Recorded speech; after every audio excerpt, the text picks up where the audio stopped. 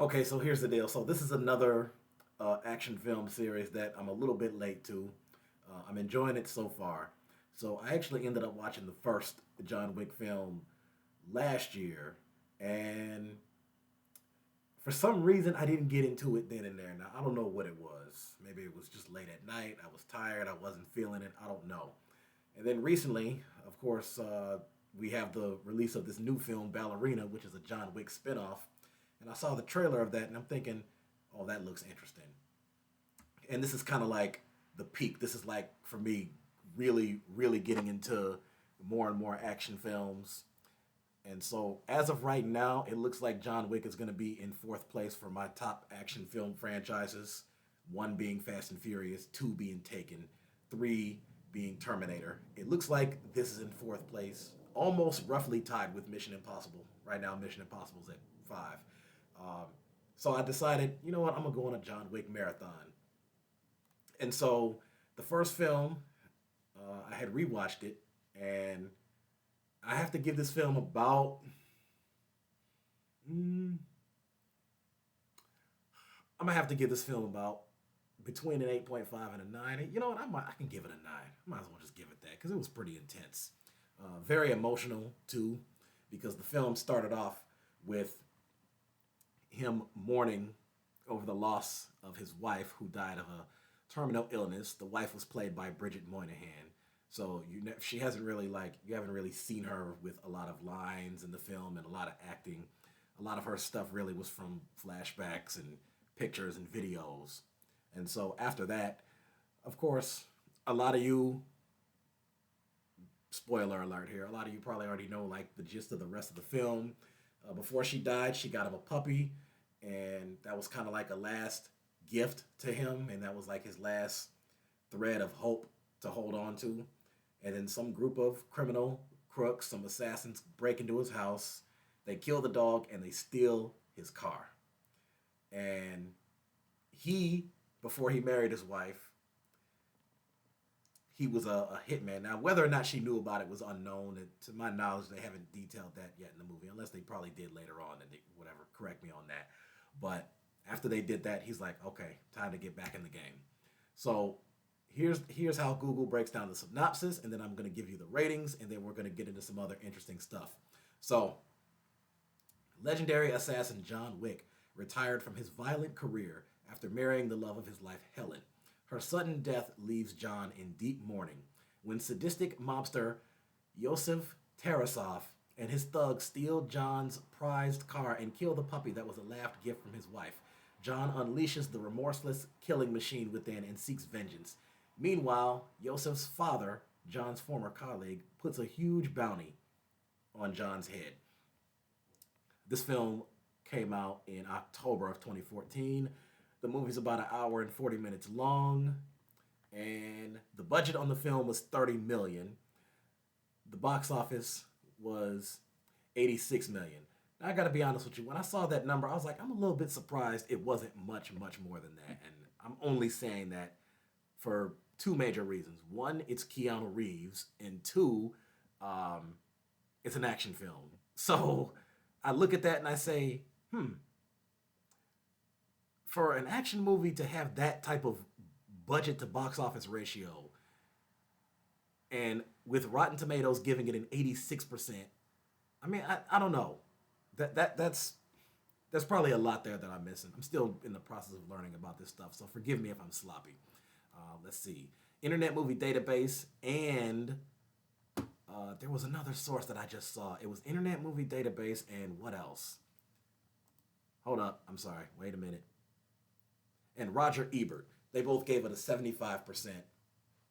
Google users gave it 88 to 90%, and Just Watch gave it a 96%. So, like I said, for me, on a scale of 1 to 10, I have to give the film a 9. Uh, I actually watched it twice, to tell you the truth. So, is this a movie that I would buy? Yes, but I'm not going to do it for right now because all the John Wick movies and the TV show are on Peacock. So, that'll save some money right there. But to those of you who, I'm sure a lot of you have already seen it, but to those of you who haven't, if you're late to this stuff like me, then Peacock is where you can catch up on anything John Wick related. Now, let's get into what Common Sense Media talks about. So, again, I don't know why there's a lot of reviews on here. Like 46 parents commented and 176 kids commented. Like with every movie that I've done on here, that I've talked about on here, or that Common Sense Media covered, whether it's horror or action, even though it especially gets me with horror, is that there's always more kids commenting on this stuff than adults. Um, I don't know. I don't think there's a way that I would have been allowed to watch this as a kid. But having said that, parents need to know that John Wick is a brutally violent, frequently bloody thriller starring Keanu Reeves as an assassin. There's a very high body count. Characters are shot, maimed, stabbed, beaten, threatened, killed with firearms at close range, blown to bits in an explosion, strangled with bare hands, and more. And especially because so much of the violence is depicted in a stylized, semi-glamorized way, it's best reserved for the oldest, teens, and adults. Interestingly, a streak of humor also runs through it, and fight scenes choreographed so thrillingly that it's almost like watching ballet, albeit, although a gunshot-riddled, rough and tumble one. Let me see. You can also expect lots of swearing, a fair amount of drinking, as well as pot smoking. To stay in the loop with this, blah, blah, blah. Now, here's what I want to get to. Where's it at? I just saw it. Where's it at? Okay. Okay, talk to your kids about. Families can talk about why John Wick gets back in the business. Are his reasons in this messed up world at all reasonable? Is he a sympathetic character despite his line of work? Why or why not? Okay, so this is what ChatGPT is for, and this is why this is my favorite website.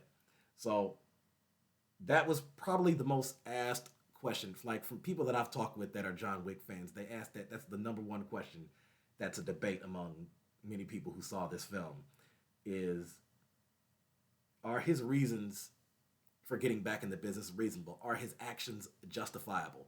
Well, here we go. So here's what I typed in on ChatGPT. I said, John gets back into the business of being a hitman, blah, blah, blah. He goes on a mission to kill the assassins who killed his dog and stole his car. Are his reasons for going after these people reasonable? Many fans would argue yes, because he was already dealing with misery and depression from the loss of his wife, who died of a terminal illness. Others argue no, because what he did is still murder and that two wrongs don't make a right. Lay out the arguments on both sides and also slip in a little down the middle argument, like a half and half thing. So it says right here, John Wick taps into deeply emotional territory while simultaneously walking a morally gray line. Whether his actions are reasonable depends on the perspective you take, emotional, legal, or philosophical. Here's a breakdown of all three perspectives. The argument for John's actions being reasonable. Now, this is like fan/emotional perspective. Personal grief and trauma. John had already lost everything that made his life meaningful. His wife, Helen, who died of a terminal illness. The dog wasn't just a pet. It was the last gift from Helen, a symbol of love and healing. Killing the dog was symbolic of destroying his last tether to hope. Provoked and violated. Yusuf Tarasov didn't just steal his car and kill his dog. He broke into John's home, invaded his sanctuary, and desecrated his grief. In underworld terms, rules were broken. You don't mess with someone like John Wick without consequences. Proportionality in context. In the assassin world, violence is normalized. It's not John versus civilians. It's John versus killers. The people John kills are mobsters, hitmen, and criminals, not innocent civilians. He's not a hero, but he's also not indiscriminately slaughtering innocents. Here's the emotional takeaway. For fans, John's rampage is cathartic. It's the ultimate revenge fantasy. Someone who had everything taken away and responds with absolute controlled fury against people who deserve it. Now, those are the arguments that say, yeah, you know what? Him killing those people was justifiable. Because, again, let's put it into a more reasonable context here. If this was like an actual real life thing, like somebody was actually doing this, those arguments would probably hold a lot less weight.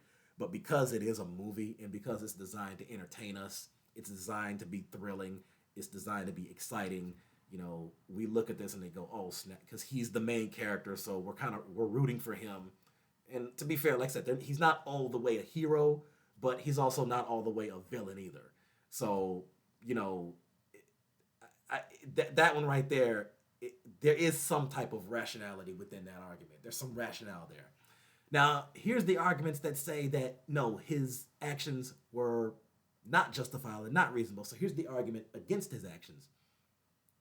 Murder is murder. Even if his targets are criminals, John's actions are still illegal and immoral under any standard moral code or law. Vigilante justice undermines the rule of law and sets a precedent for revenge based violence. Disproportionate response. His wife died of natural causes. The dog and car, while sentimental, don't justify a massive killing spree. He kills dozens, maybe hundreds of people over a dog. That could seem like a dramatic overreaction. He had a choice. John was out of the game and could have gone to the authorities or walked away. He chose to come back, even knowing it would reignite old bloodshed. Now, here's the takeaway from that. This view holds that two wrongs don't make a right. No matter how personal or emotional the slight, murder is still murder. Revenge corrupts. Now, that's the argument against his actions. And then here's the down the middle argument. Here's like the in between half and half argument.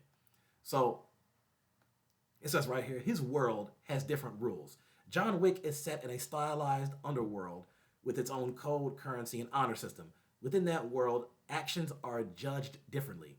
Justice is internal, not based on external morality. In this context, John's retribution is justified by the rules of his world. It's about control, not chaos. John doesn't go on a rampage for pleasure. He's methodical, targeted, and calculated. It's not about wanton destruction. It's about restoring balance and sending a message. Emotional logic. While legally unjustifiable, emotionally and psychologically, his actions make sense. It's about reclaiming agency after helplessness and loss. Now, here's the balanced takeaway. John Wick's revenge is morally ambiguous, but narratively and emotionally logical. He lives by a code that isn't ours, and within that code, his actions make tragic, brutal sense. Now, here's the final thought. The final thought on that is this: John Wick is less about whether violence is right or wrong, and more about how grief, loss, and love drive people to extremes. His story is tragic, not heroic. He's not a role model. He's a man with nothing left to lose, punishing a corrupt world that dared to take the last thing he loved. Whether that's justice or madness, that's for each viewer to decide. Now, I said this whole thing begs the question of, is revenge ever, this was according to Common Sense Media, which I then typed in on the chat. This whole thing begs the question of, is revenge ever an acceptable excuse for violence? Lay out all the arguments. Yes, no, and in the middle. Now, one of the oldest and most debated in human history, spanning philosophy, religion, law, and storytelling. Let's break down all three perspectives. Yes, no, and in the middle. Now, yes, revenge can be an acceptable excuse for violence. Now, here's the yes argument. Emotional justice. When institutions fail, revenge becomes a personal form of justice. Victims often feel powerless and wronged. Revenge is a way to reclaim agency, dignity, and closure. If the system won't punish them, I will. Deterrent effect. In some cases, retaliation sends a message. You can't, you can't get away with this. Revenge can instill fear in oppressors or aggressors, preventing future harm to others. Moral equivalence. An eye for an eye. Some argue that certain acts are so heinous that they deserve an equally severe response. In cases like murder, rape, or torture, some believe violence is the only proportional response. Think of what's wrong with me right now? Think of Quentin Tarantino's Kill Bill or Inglourious Bastards. Revenge as morally justified. Now, here's the arguments that say no, revenge is never an acceptable excuse for violence. It perpetuates the cycle. Violence breeds more violence. Revenge keeps the pain alive rather than ending it. Whole generations and societies have been destroyed by vengeance, whether it be blood feuds, gang wars, even wars between nations. An eye for an eye makes the whole world blind, Mahatma Gandhi. It clouds judgment. Revenge is based on emotion, not reason. In a state of rage, people often go too far. or hurt the wrong person. It's reactive, not constructive. It doesn't restore justice, it just adds more pain. Now, again, this is where I have mixed thoughts on the whole. Again, we're talking fictional movie here, not in real life, but when they say revenge is based on emotion, not reason, well, again, in this particular case, and again, let's keep it in context here because this is just a movie. This is all acting. Um, in John Wick's particular case, his act of revenge was based out of both emotion and reason, which is what I would argue. And because that's what the word revenge means, is like, okay, they did something bad to me, and I'm going to get back at them. I'm going to get even with them, and or plus more. Okay, I already lost my wife. Okay, and these people broke into my house. They killed my dog. They attacked me. They beat the living hell out of me. They kicked me. They brutally assaulted me. Um, they, you know, they basically gave me the Rodney King treatment, about roughly equivalent to that, and they stole my car. So I can't let this slide. This is not just, oh, another day or go to the authorities. So that's the reasoning behind why he did that. Now, again, many people would argue that that's not rational in the sense that you can't use that as a reason for why you're going out there and killing them because that's based out of emotion. Well, the reason was based off. This gets confusing. It gets complex. That reason was based off the emotion. I lost my wife. I lost my dog. Lost my car. Of course, the wife dying wasn't their fault. It was, but still, it's like I had these things, and now they're all gone, and I'm going after the people. So, I mean, could you argue that it's based on emotion and reason? I'd say yeah, kinda. Now here's the. Oh wait a second. Wait. Oh, here we go. Here's one more argument that's under the no. Undermines the rule of law. Allowing personal revenge as justification for violence would lead to anarchy. Legal systems are designed to enforce accountability in a fair and impartial way. Revenge throws that out the window. In the middle. Revenge is human but must be controlled. Understandable, not justifiable. Most people agree that the feeling of revenge is natural and valid, especially in cases of severe harm. But acting on that feeling violently may not always be ethical or legal. Example. Here's an example. A parent whose child was murdered wants to kill the killer. Understandable? Yes. Acceptable? Debatable. Context matters. In extreme environments, war zones, failed states, or lawless regions, revenge may be the only form of justice available. But in functioning societies, due process must take priority even if the process feels slow or unsatisfying. Narratives reflect complexity. Stories like John Wick, Gladiator, The Revenant, or Man on Fire show how revenge can be noble, tragic, or both. These tales explore the toll revenge takes on the avenger, even when the audience roots for them. And here's the final reflection. Revenge is emotionally compelling but ethically complicated. It's about pain, power, and justice, but also about risk, escalation, and morality. Whether revenge is acceptable depends on a few things. The context, like war, crime, betrayal, systemic failure, the proportionality of the response, and the alternative options for justice. It's not a simple yes or no, it's a mirror showing who we are, what we value, and how far we're willing to go to make things right or make things even. And I think in John Wick's case, he was trying to get even.